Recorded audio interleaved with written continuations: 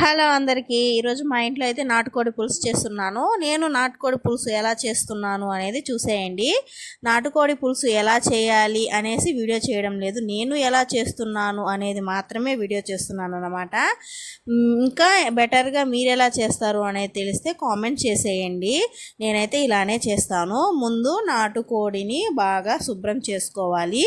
ఒక 3-4 టైమ్స్, నేనైతే 10 టైమ్స్ కూడా చేస్తాను చేయమంటే, కానీ మా హస్బెండ్ దాని టేస్ట్ పోతుంది, అన్నిసార్లు కడగొద్దు అని చెప్తారు.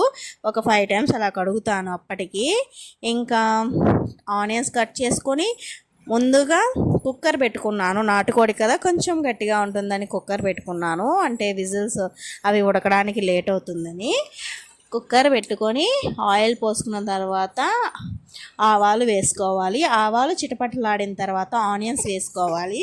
ఆనియన్స్ బాగా ఫ్రై అయిన తర్వాత చిల్లీస్ ఉంటే చిల్లీస్ కూడా వేసుకోవచ్చు. గ్రీన్ చిల్లీస్ మా దగ్గర లేవు టయానికి, అందుకే వేయలేదు. ఇంకా చిల్లీస్ కూడా ఫ్రై అయిన తర్వాత టొమాటోస్ వేసుకోవాలి. టొమాటోస్ బాగా మగ్గడానికి పసుపు ఉప్పు కొంచెం వేసి మూత పెట్టామంటే మగ్గిపోతాయి. బాగా మగ్గిన తర్వాత అందులో కొంచెం కారం వేసుకోవాలి.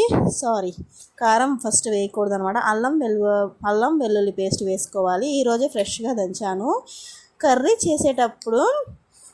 చేసే అంటే ఎగ్జైట్మెంట్ కన్నా, చేసే కష్టం కన్నా మా హస్బెండ్ ఎదురు చూస్తూ ఉంటాడు. చూడు, అయ్యిందా అప్పుడే నాకు చిరాకు వస్తుంది. అవ్వాలి కదా, చేస్తున్నా కదా ప్రాసెస్. నేనేం ఖాళీగా ఉన్నానా? 2 చేతులే ఇచ్చాడు దేవుడు నాకు, 4 చేతులు ఏమి ఇవ్వలేదు. ఒకవేళ 4 చేతులు ఇస్తే ఇంకెంత బాగున్నావు అని అప్పుడు డైలాగ్ కొట్టాను. మా ఆయన అక్కడ కూర్చొని, ఇంకెంతసేపు పాప కానీ త్వరగా చెయ్యి అంటున్నారు. కోపం వచ్చి అలా అన్నానన్నమాట. మార్నింగ్ చేసినప్పటి నుంచి పడుకునేదాకా నాకు పనులు టైం దొరకడం లేదు. ఇంక మధ్యలో అలా అంటే ఎలా ఉంటుందండి? ఎన్ని పనులు, పిల్లల్ని చూసుకోవడం, బట్టలు ఉతకడం, ఆరబెట్టడం, మడుచుకోవడం, ఇల్లు క్లీన్ చేసుకోవడం, వంట చేయడం, గిన్నెలు తోమడం, పిల్లలకి అన్నం పెట్టడం చెప్తుంటేనే నాకే నీరసం వస్తుంది.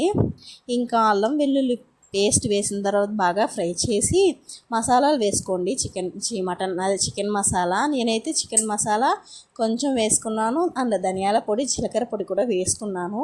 తర్వాత మనం చికెన్ని వేసేసుకోవాలి. కడిగి పెట్టుకున్న చికెన్ వేసుకొని కొంచెం సేపు కలుపుకోవాలి. ఆ మసాలాలన్నీ చికెన్కి పట్టాలి కాబట్టి. తర్వాత కారం వేసుకొని కొంచెం సేపు ఫ్రై చేసి లాస్ట్గా కొత్తిమీర వేసుకోవాలి. కొత్తిమీర వేసి ఫ్రై చేసిన తర్వాత ఇంకా వాటర్ కూడా వేసేసుకోవాలి. నేనైతే 3-4 గ్లాస్ వేసుకున్నాను. 3 గ్లాసెస్ వాటర్ వేసుకున్నాను. అంటే బాగా ఉడకాలి, కొంచెం పులుసులాగా ఉండాలి. ఇడ్లీ చేసామన్నమాట. అప్పటికే చెప్పారు, ఇడ్లీ కదా కొంచెం నీళ్ళగా పెట్టు, పులుసు ఎక్కువ రానివ్వు, సరిపోదేమో అన్నారు.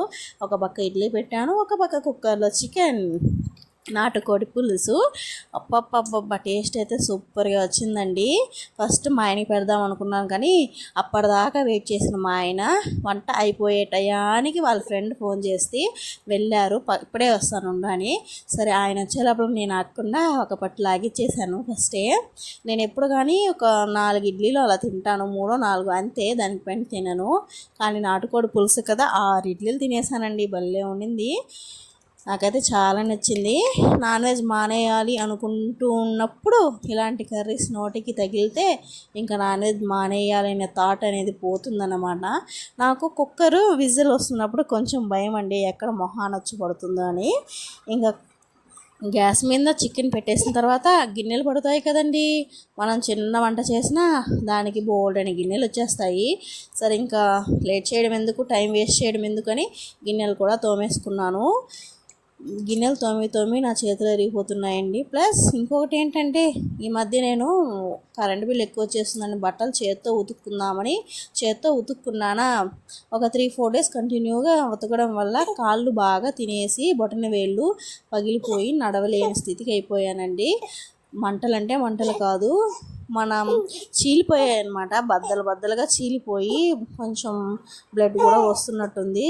కాలికి గుడ్డలు అంటే ఒక బట్ట చుట్టుకొని తిరుగుతున్నాను. వేళ్ళ మీద మంట, నీళ్లు పడినా మంటే, ఇంకేదైనా తగిలినా మంటే, ప్రాణం పోతుంది. కరెంటు బిల్లు వచ్చేదేమో కానీ ముందు నేను పోయేలా ఉన్నాను చేత్తో ఉతుక్కుంటే.